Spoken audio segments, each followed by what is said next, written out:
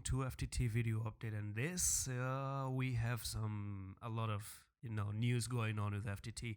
Now I don't know what's happening with the news fundamentally, but technically speaking on the charts, this was something I posted on Discord a long time ago, and we were uh, right here. So this is what I was telling my Discord members even way before we started all this drama and moving to the downside. So what happened is the following. You do have you can even say that we have some sort of like a triple top or a head and shoulder, if you want to put it that way, and it's simple.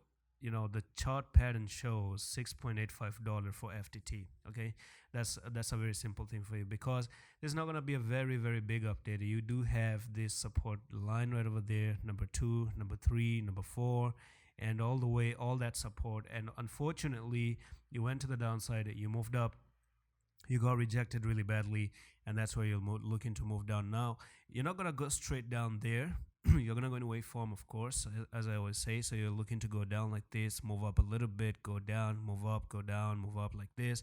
And maybe by next year you could be down there. By the end of this year you could be actually down to $6.99. I don't know if that's going to be your bottom for FTT. I don't know. Maybe it could continue lower, but that's one heck of a price, because you're down at 6.85 from the all-time high of nearly $82.2. So that's pretty decent if you ask me for the bear market. Okay, so it seems like crypto isn't done with its drama with the blood. I do think there's a lot of blood coming in as well, and you gotta be careful in that space. You don't actually be at the receiving end of the blood.